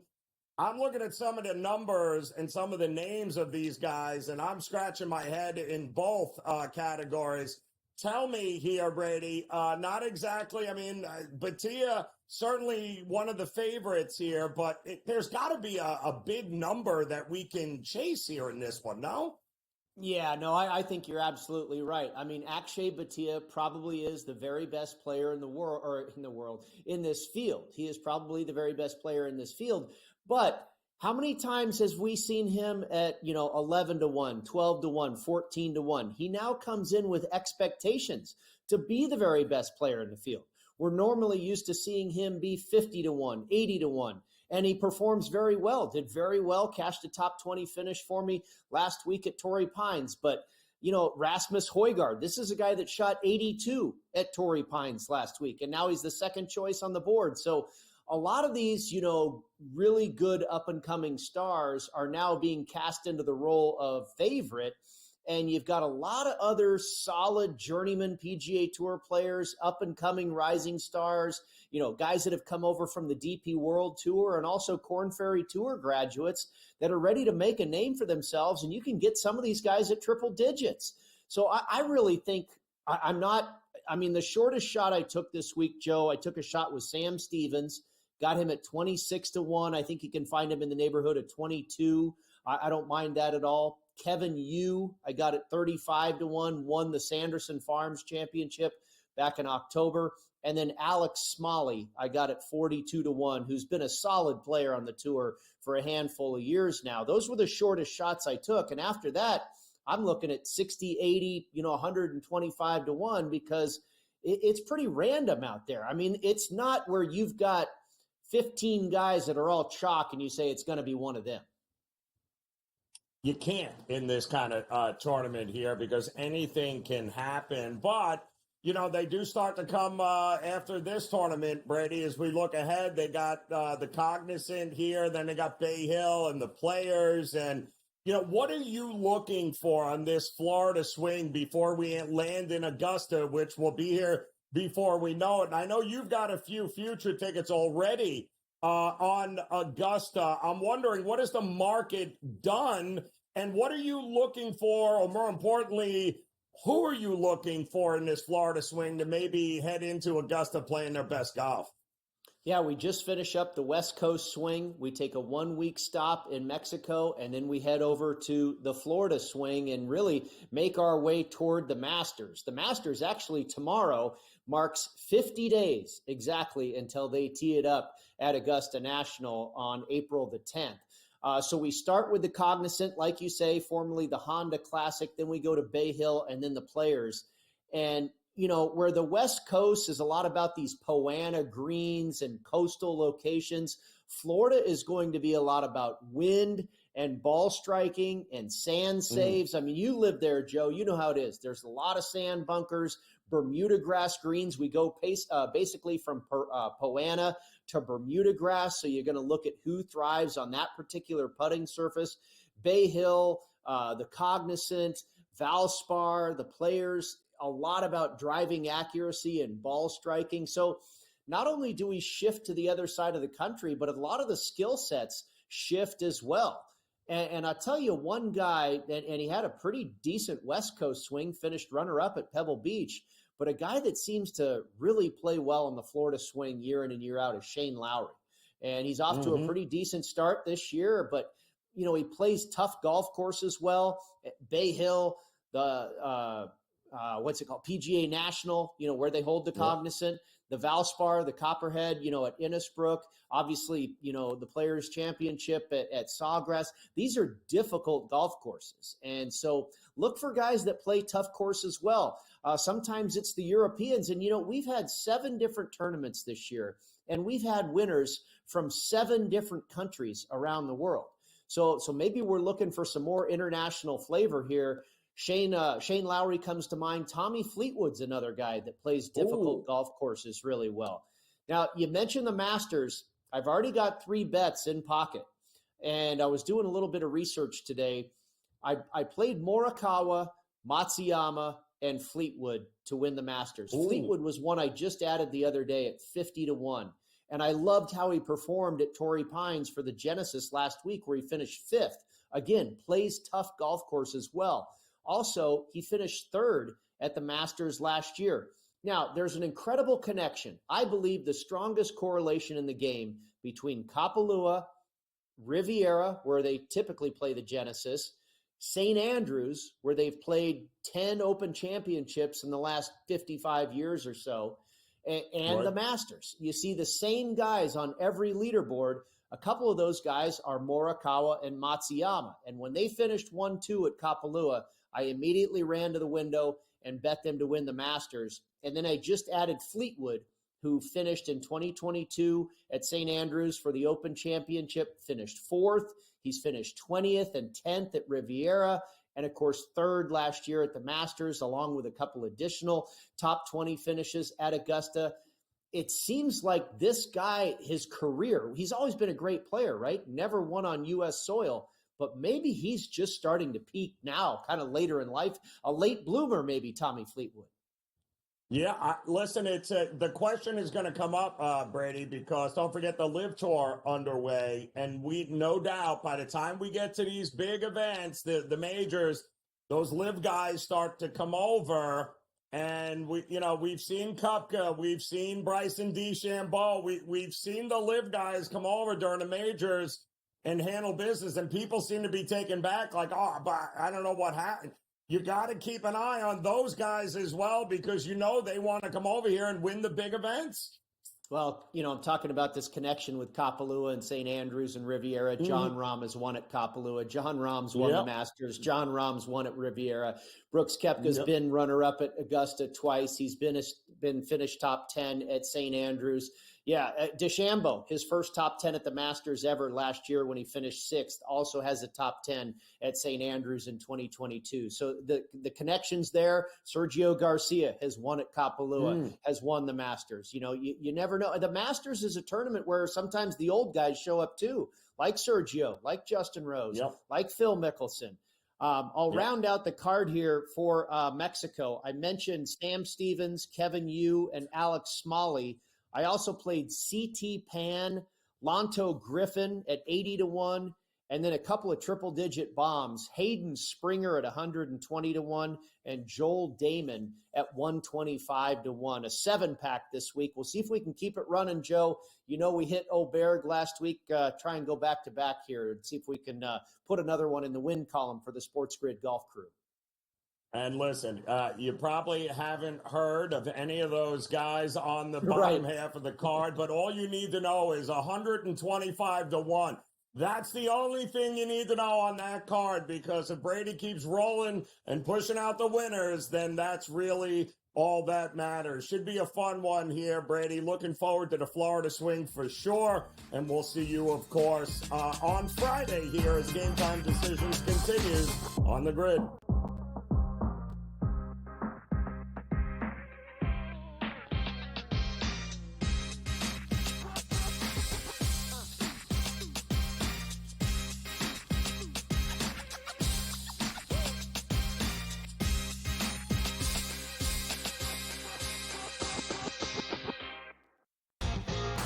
Slow play drum beat grows louder and louder every week, to the point now that they're making overt references to it on the broadcast. So there's plenty of other guys that have to get faster. Tom definitely is more deliberate in his conversations, always has been since he's been on tour. I just think about Joe Scavern, when those two started working together, how their conversations always seem to just keep on going and going. The Smiley Show, only on SportsGrid. At some point, these 80s are going to learn we don't need to hire ex-NBA guys. I need guys with college experience who's gone out and recruited, who know how to develop talent. NBA guys with no college experience don't work in college basketball. I understand they run NBA-style offenses, but it doesn't mean they can run college programs. Betting above the rim, only on SportsGrid.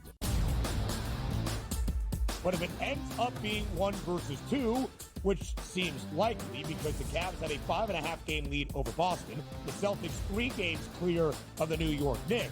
They're not unstoppable, not running away with everything, but for them to blow a 5.5-game lead on the backstretch in the NBA, already being a quality team outside of disastrous injuries, I don't buy that at this time.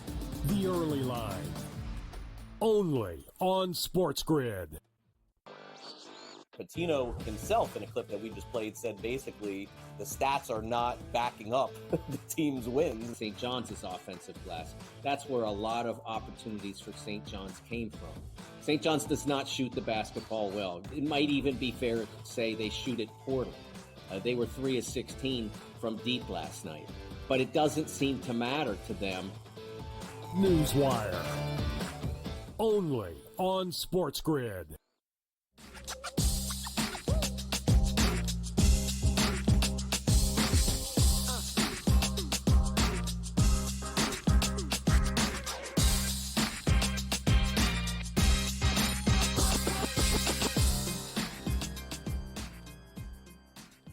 All right, welcome back in Game Time Decisions here on the SportsGrid Network. I'm Joe Raineri. Appreciate you stopping by. As plenty of great action on the hardwood here tonight in college basketball. And don't look now. Apparently, Nebraska only likes playing second halves and wants to dig themselves as big a hole as possible in the first half.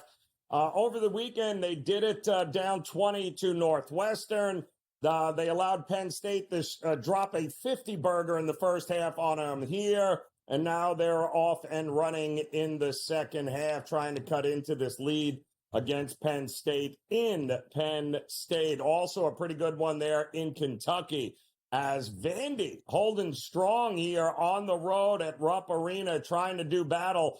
38 apiece right now with about a minute left to go before the break. Now, the good news is it's a loaded card here tonight, and the man taking over here will pass the baton to in just about 15 minutes for in-game live. Scotty Wetzel, ready to roll, Mr. Opposite Picks here. And kudos to this Vandy team. Just they won't quit here. Kentucky is hurt a little bit, Scotty. A couple of starters down, but got to give them credit here. But this is where home court's supposed to matter in the second half, right?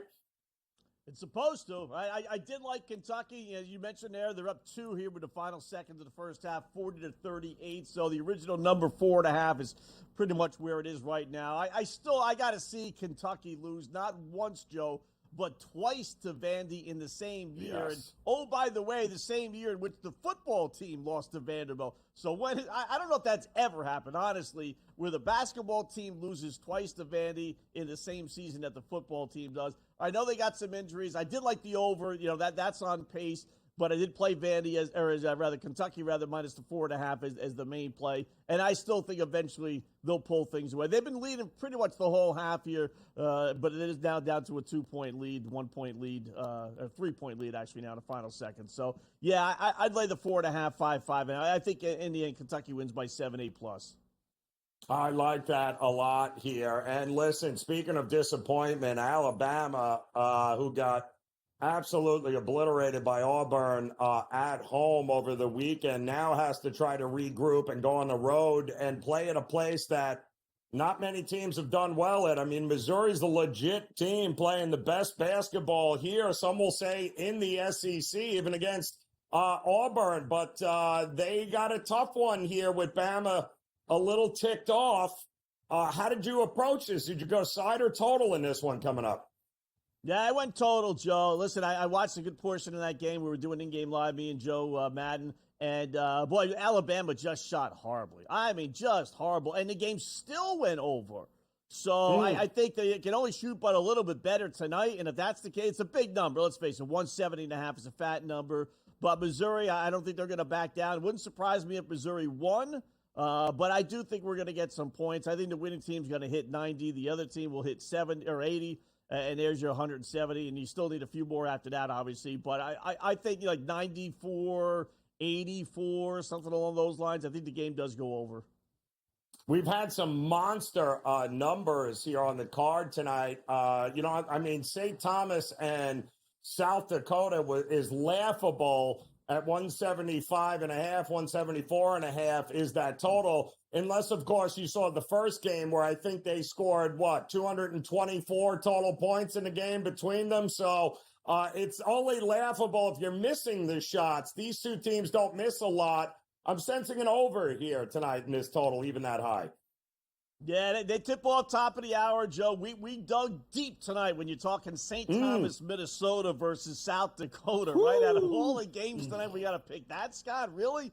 But you said at first game, a gazillion points. Over is 5-0 in the series. South Dakota, 8-1 over their last 9 home games, where they are tonight. How about South Dakota, the number 2 over team in all of college basketball? Remember, 364 teams. They are number 2 at 19-5, but it takes 2 to tango, right? We got St. Thomas. They're the number 3 team in all of college basketball. They are a combined 36-11-1 over.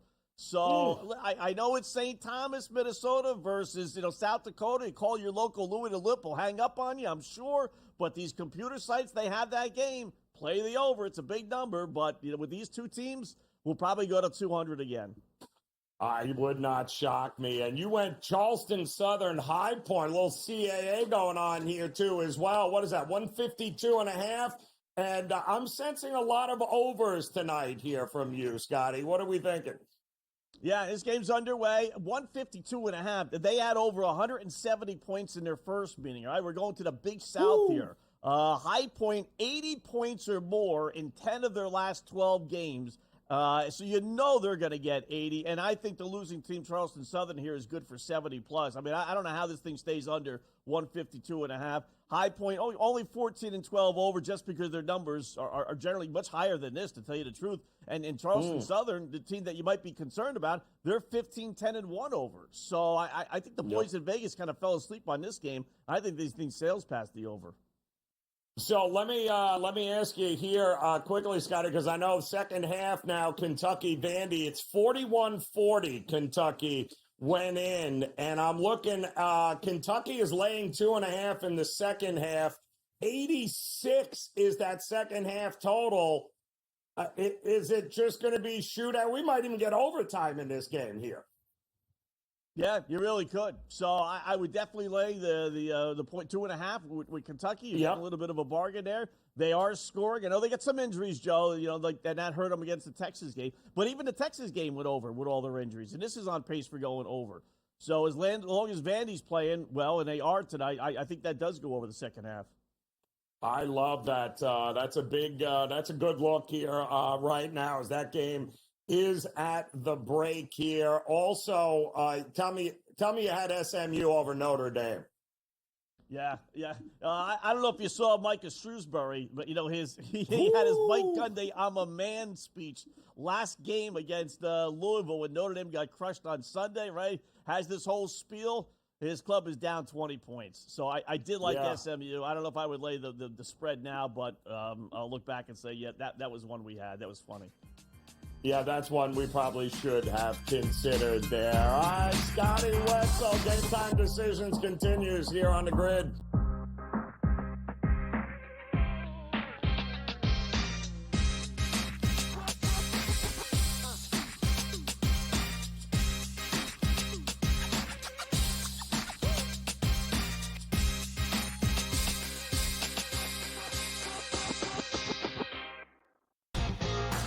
Slow play, drum beat grows louder and louder every week, to the point now that they're making overt references to it on the broadcast. So there's plenty of other guys that have to get faster.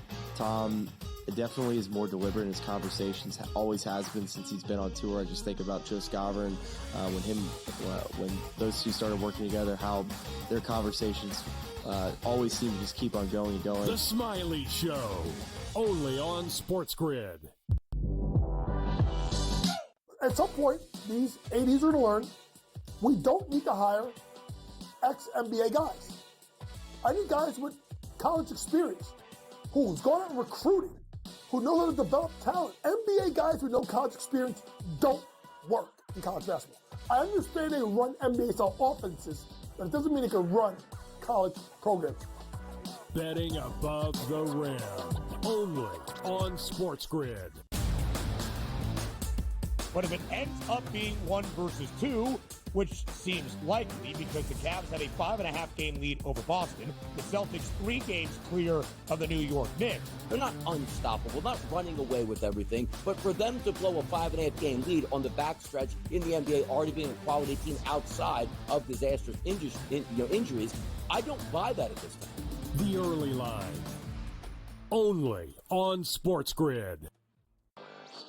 Patino himself, in a clip that we just played, said basically the stats are not backing up the team's wins. St. John's is offensive glass. That's where a lot of opportunities for St. John's came from. St. John's does not shoot the basketball well. It might even be fair to say they shoot it poorly.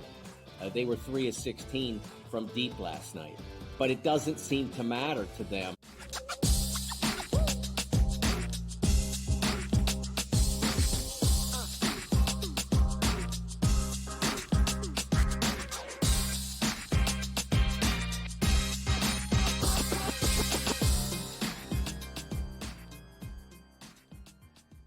All right, welcome back in Game Time Decisions here on the SportsGrid Network as we get ready to close up here together and pass it off to In-Game Live. Straight ahead, Scotty Wetzel, Dave Sherapan and company.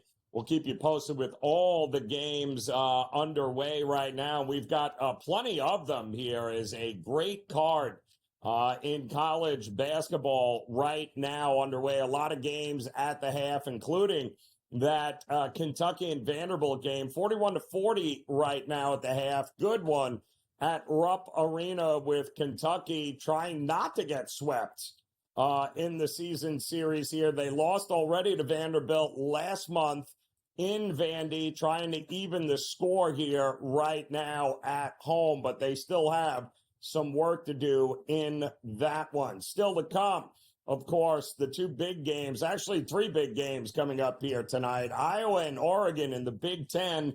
Iowa getting a couple of points here as Oregon had a nice little home and home situation where they just came off of beating a pretty decent Rutgers team and beat them pretty good on Sunday. Now they're back heading into the Central Time Zone, and it has not gone well for Oregon at all every time they leave the West Coast. But Dana Altman usually figures out ways to get his guys ready to roll this time of year. They'll have their work cut out in a very desperate Iowa team here tonight. That game coming up bottom of next hour. And then, of course, speaking of desperate, Arkansas desperate to get a win against a quality opponent. Well, it doesn't get any more quality than number one Auburn. And that is who Arkansas is facing here tonight. They're getting 16 and a half points. So can they keep it within that number? Will Auburn take their foot off the gas here and maybe look past them? We will see here tonight, but a lot of games fixated there, as well as Missouri and Dennis Gates as the Missouri Tigers get ready to take on the Crimson Tide of Alabama. Will Alabama lose that Auburn game twice? Don't forget, they were home. They wanted desperately to beat Auburn and be the number one team in the country. They didn't fall that far behind. They're a number 4 team right now in the country, but no shame in losing to the number 1 team in Auburn, but Alabama thought they had everything they needed in place to kind of impose their will on Auburn, and they just did not. So what I fear in these spots is a team like Alabama is so bummed out about that loss against Auburn that it carries over into the next game, especially on the road against number 15 Missouri, and that would be a mistake. We also have Gonzaga and Washington State. Gonzaga laying now 11 and a half. St. Mary's is on deck. Will Gonzaga on the road look past Washington State? And will St. Mary's look past Portland tonight as they are laying a absolutely obscene number, 23 and a half, 24 points with Gonzaga, their biggest rival. That game is coming up this weekend, so I think that might not be a bad spot to take those points. Portland, not very good, but even a team like Portland can probably keep it within that number here tonight. Late night games here tonight, including Boise State taking on New Mexico at home. I laid the 4 with Boise State. Listen, I love New Mexico, but I love them at home. When they're in the pit, don't bet against New Mexico. On the road, I think Boise is going to have this one here tonight. A big-time opportunity here for Boise State at home to get it done against New Mexico. And then Washington is hosting Rutgers, who I just mentioned got beat pretty handily against Oregon over on Sunday. Well, they kind of stayed out west. Now they're heading to Seattle to take on the Huskies, who have had a little bit of a rebuild here. Rutgers feels like a pretty good spot here to bounce back now they have got assimilated to that West Coast time. But the good news is we have got you covered here all night long, as In-Game Live is coming up straight ahead. Scotty Wetzel, Dave Sharapan, and company, they will keep you posted on all these big games, including a lot of second half action getting ready to take center stage here with Kentucky and Vanderbilt right now. Cincinnati also trying to come back and take down on the road West Virginia. Much still to be determined here tonight in college hoops. And don't forget the Lakers and Charlotte. We'll see you again tomorrow on Game Time Decisions.